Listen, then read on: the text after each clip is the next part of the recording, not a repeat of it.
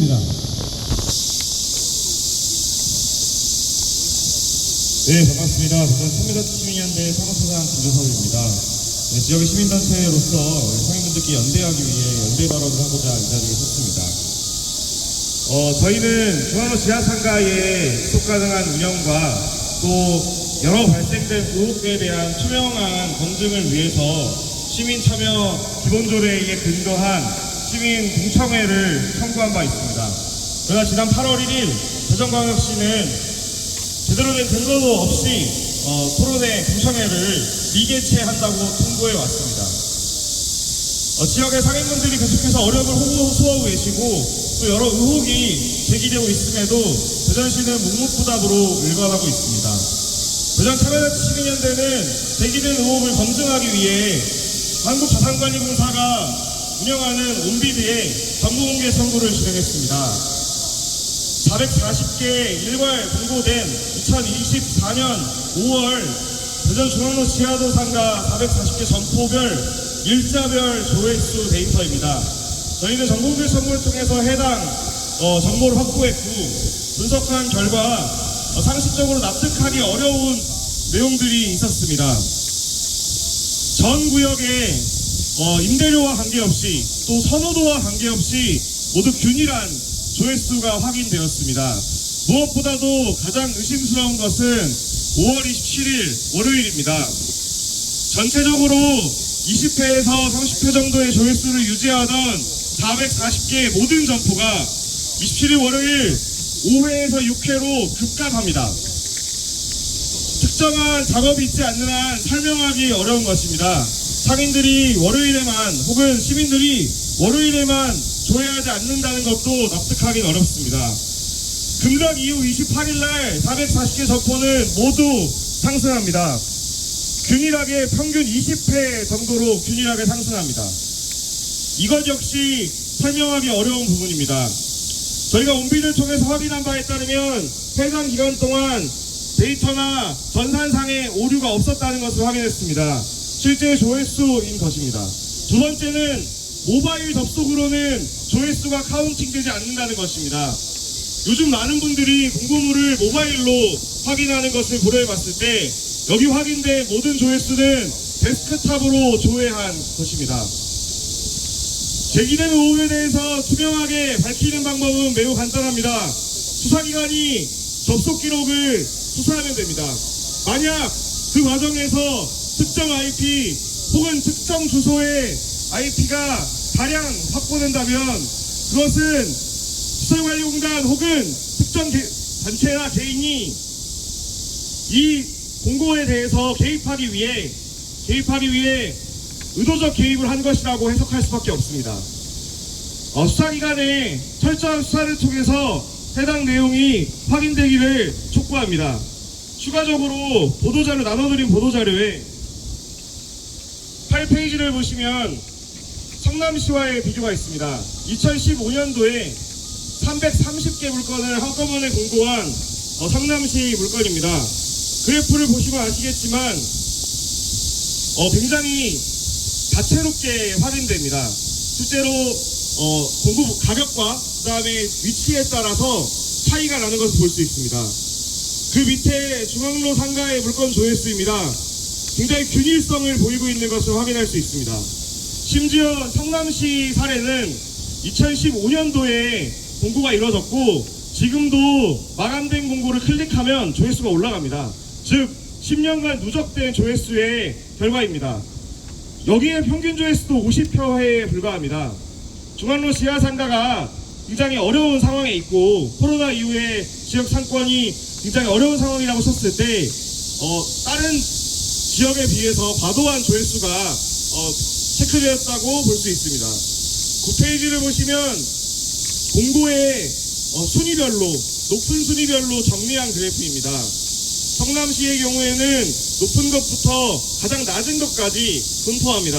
그에 비해 중앙로 지하상가의 경우에는 200회에서 170회 사이에 매우 균등한 분포를 보이고 있는 것을 확인할 수 있습니다.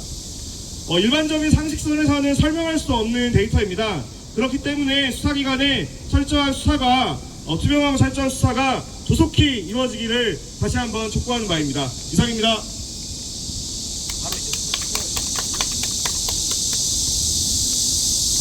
안녕하십니까. 저는 이승현 변호사입니다. 지금 이 사건 법률 대리인으로서 제가 활동을 하고 있고요. 이 사건을 맡게 된 경위는 이렇습니다. 실제로 입찰이 있었고요.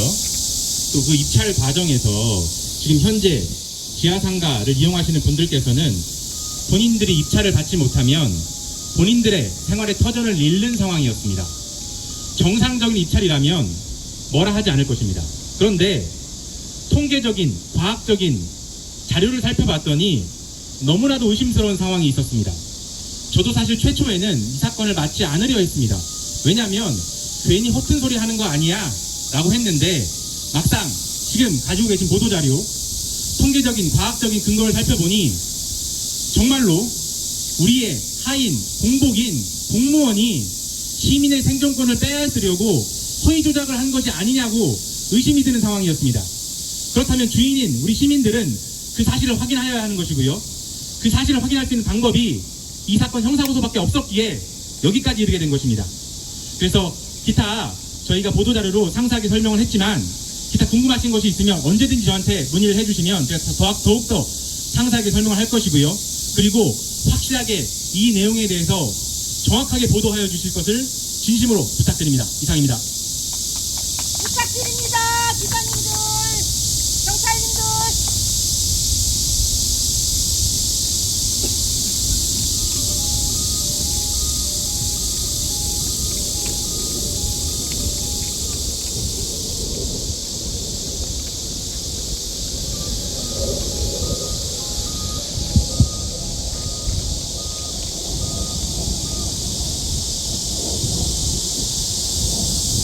중앙로 지하상가 입찰 피해 상인 비상대책위원회 위원장을 맡고 있는 정인수입니다.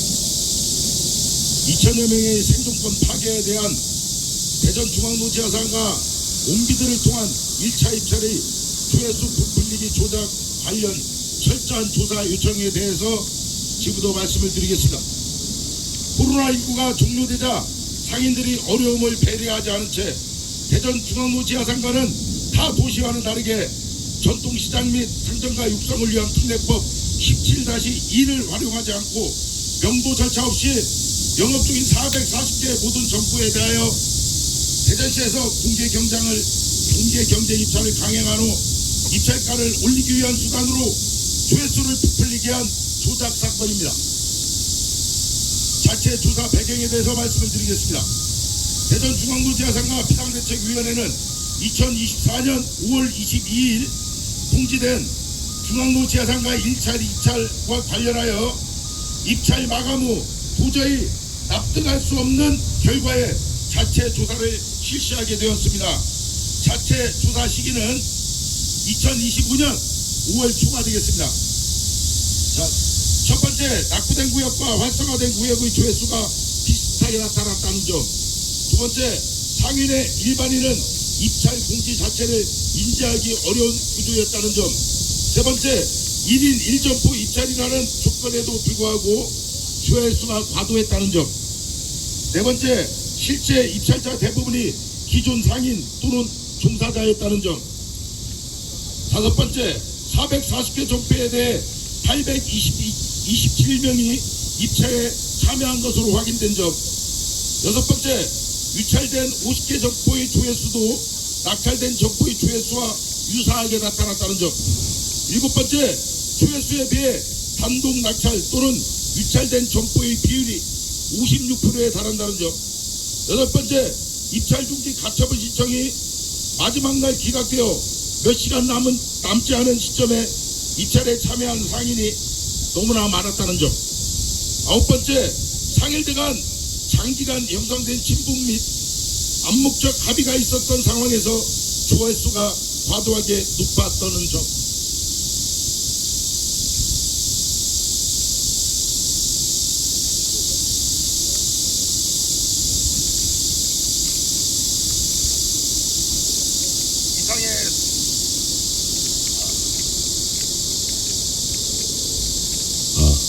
이상의 사례를 비추어 저희가 고소를 통한 수사 의뢰 요청하게 되었고 그 배경에 대해서 말씀을 드리겠습니다. 위와 같이 확실시되는 부풀리기 조작 의혹의 피해 당사자로서 입찰 의뢰를 담당한 대전시 주무부서에 조사를 요청하였으나 아무런 답변이 없었으며 시스템을 제공하고 관리 감독의 책임이 있는 한국자산관리공사 온비드의 개인정보 보호하에 익명 처리하여 진상규명을 요청하였으나 이 또한 공개할 수 없다는 답변만 되풀이되어 왔습니다. 7월 4일 대통령 타운홀 미팅에서 조작이 사실이 아닐 경우 법적인 책임을 지겠다는 저의 발언 이후 지하상가 상인들의 억울함을 함께 도와주고 있던 대전 참여 자치시민연대를 통해 온비드에서 정보통신법에 적법되지 않는 선에서 조회수에 대한 상세한 정보가 전달되었습니다. 곧이어 동계학 전공자 여러 명에게 분석을 의뢰했고 데이터 조작이 아닐 가능성은 불가능에 가깝다는 분석 자료를 받았습니다. 저는 개인적으로 이 자료를 처음에 입수했을 때 30초도 안 돼서 이건 100% 조작이라는 것을 알게 되었습니다. 이러한 점들을 종합할 때 조회수 조작 또는 인위적인 부풀리기 가능성이 제기되지 않을 수 없습니다. 따라서 온비드 시스템을 통한 공공자산 입찰의 투명성과 공정성 확보를 위하여 철저한 조사를 통해 진상을 밝혀 주시길 간곡히 부탁드립니다. 현재 많은 조회수에 놀라 본인이 영업하고 있는 매장을 빼앗길 수 있다는 두려움에 높은 입찰가로 낙찰을 받게 된 수많은 상인들은 말할 수 없는 어려움을 겪고 있으며 지금 이 순간에도 포기하는 상인이 늘어나고 있습니다. 더 이상의 피해를 막기 위해 신속한 조사가 이루어져야 할 것이며 온비드 서버가 열리는 순간 우리 모두는 놀라움을 금치 못할 것입니다. 21세기에 있을 수 없는 일을 목격하게 될 것이며 대전에서 벌어진 최악의 행정으로 2천여 명의 생존권을 파기한 전대미문의 사건으로 기록될 것입니다. 많은 음해와 허위사실 유포자로 저를 낙인시키고 고발 조치하였으나 손바닥으로 하늘을 가릴 수는 없을 것입니다. 빠른 시일 내에 진실이 밝혀져 입찰 피해 상인 비상대책위원회의 명예가 반드시 회복되어야 하고 정의가 살아있는 대전으로 반드시 되돌아와야 될 것입니다. 제가 지금까지 자신있게 말씀드린 이유는 철저한 분석을 통한 확신이며 거짓말일 경우 모든 책임을 제가 지도록 하겠습니다. 이상입니다. 경청해 주셔서 감사합니다. 지금부터는 질의 응답 시간을 갖도록 하겠습니다. 질의하실 분들이 계시면 편하게 말씀을 해주시기 바랍니다. 네, 기자님들 질의하실 분 계시면 손을 들어주시면 마이크를 건네드리겠습니다. 따로 없으시면 저 CBS 박 우병기자인데요. 매년 이제 입찰을 하셨을 텐데 이번에 입찰 조회수 조작 사건이 있고 나서 입찰 가격이 얼마나 올랐는지 얼마나 손해를 보셨는지 그것도 좀 파악이 가능할까요?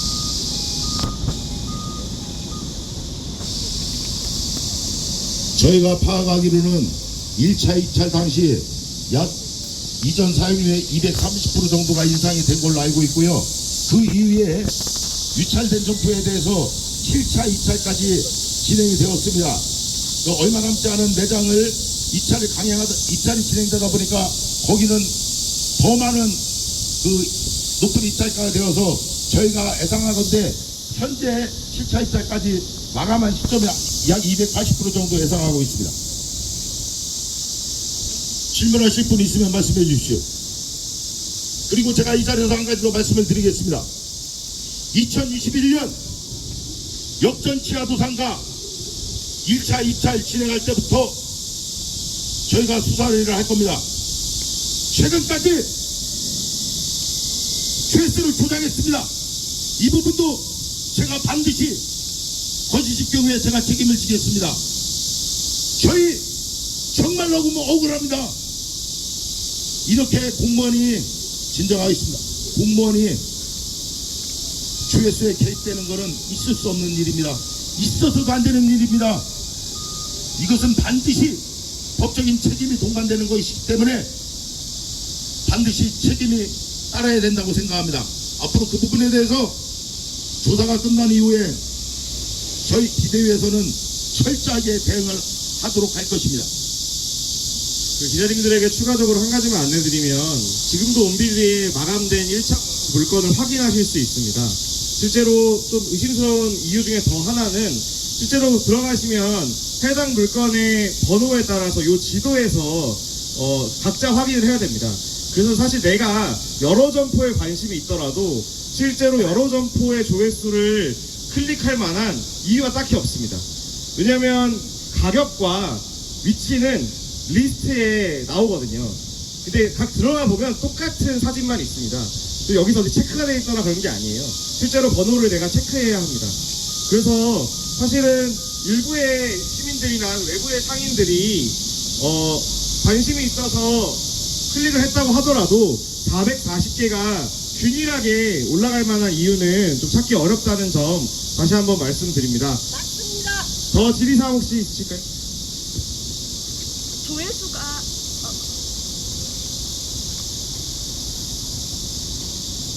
한겨레 최혜린입니다. 그 조회수가 일반인들이 봤을 때 그렇게 클릭이 많이 됐다고 그렇게까지 어떻게 보기로 한 300% 이상 높게 쓰신 분들도 계시더라고요. 근데 단독 입찰이었는데도. 근데 조회수가 물론 평균이 150이 넘고 해서 그런 상황이긴 했지만 그렇다고 그렇게까지 높게 해서 쓴다고? 라고 의문을 갖게 생각하는 사람들이 있을 수 있거든요. 근데 그때 그럴 수밖에 없었던 아마 이유가 상인분들이 되셨을 것 같아요. 그러니까 상당히 많은 분들이 그런 상황에 놓여 계시니까 그 부분에 대한 상인들 누구 입장 한번 말씀해 주시면 좋을 것 같거든요. 비대위원장님 아니고 다른 분이라고. 네. 아니, 마이크를 갖다 드려. 마이크 갖다 드려. 아니 여기. 제가 말씀드릴게요. 이게 조회수가 왜 문제가 되냐면 우리가 당근마켓을 들어가면 당근마켓도 이 온도가 올라갑니다. 많이 클릭할수록. 그런데 그 당근마켓은 가격이 정해져 있습니다. 1,000원이면 1,000원이 딱 정해져 있기 때문에 수천 명이 들어가도 가격이 올라가지 않습니다. 근데 저희들은 100명만 누가 내 매장을 클릭을 하고 봤다 그러면은 이게 내가 영업하고 있는 매장을 내가 뺏길 수도 있다는 이 불안감에 높은 액수를 쓸 수밖에 없는 겁니다. 그리고 주위에 그런 금액을 쓴다는 사람들이 있을 수도 있잖아요. 그런 걸 정보를 듣다 보면 나도 모르게 높게 쓰는 겁니다. 그래서 아마 저희 입찰가가 높게 된 걸로 저는 알고 있습니다. 당시에 조회수가 높은 거에 대한 그 상인들 사이에 어떤 불안감이 막 올라가는 그런 상황이 있었다는 말씀이신 거죠? 네, 맞아요. 본인 사례 이번에 장재현 기자인데요. 그렇게 일반적인 이야기가 하겠는데 본인 사례가 혹시 있으신 분 있으신가 했어요. 본인이 지금 어느 정도의 수준의 사용료를 냈는데 이 정도로 하게 됐다. 그 이유가 조회수 있었다 이러신 분 있으신가요?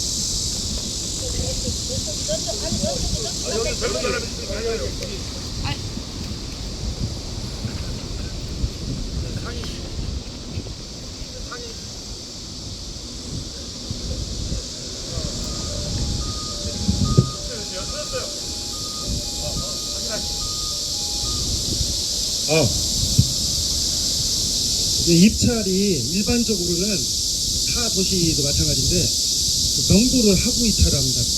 보통 빈점포에 대해서 입찰을 하죠. 일반적으로는. 근데 저희는 되게 특이한 게 그냥 장사를 하는 상태에서 입찰을 했어요.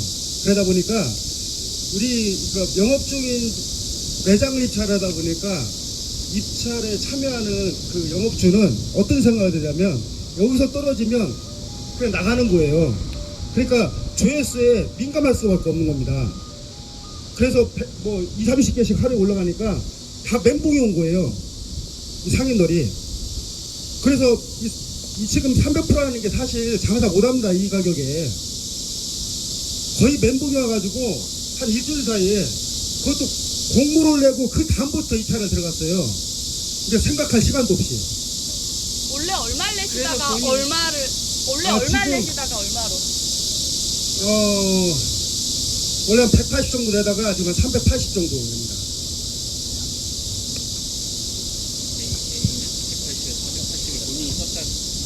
안녕하세요. 저는 지하상가가 시 물건이라는 것조차도 몰랐습니다. 시 물건이라는 거를 그것조차 모르고 21년도 12월에 그 물건을 샀습니다. 저 같은 경우는 샀어요. 일반 사람들이 이 물건을 지하상가의 부동산을 통해서 샀기 때문에 사고 나서 인테리어를 했고 2년 만에 2년 조금 넘은 상태에서 이 명도 절차를 당했는데요. 제가 230만 원짜리예요. 근데 2,100만 원입니다 지금. 낙찰이 2,100만 원에 된 거예요. 거의 1000%예요. 이걸 어떻게 감당합니까? 그리고 저 같은 경우는 2년 만에 낙찰이 떨어졌어요. 물건을 사고 인테리어를 한 가게가 이런 식으로 뺏겼는데 어디로 가야 됩니까? 그리고 이거를 어떻게 감당을 합니까? 낙찰가가 1000%가 넘었는데 이 낙찰가에 120%를 또 부과한다고 하니 이거를 우리 모든 사람들이 어떻게 감당을 합니까? 우리 가게 같은 경우는 메인이 아니에요.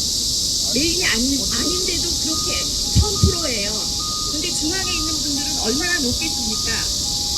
그거를 알아봐 주셨으면 좋겠습니다. 하나만. 근데 법적인 질문이 없으시면 대표 고소인과 변호인분들은 들어가서 접수를 좀 하고요. 상인분들에 대한 질문은 추가로 받도록 하겠습니다. 그러면 대표 고소하실 분들은 먼저 들어가시면 되겠습니다. 네, 또 질문 있으면 말씀해 주십시오. 그 높아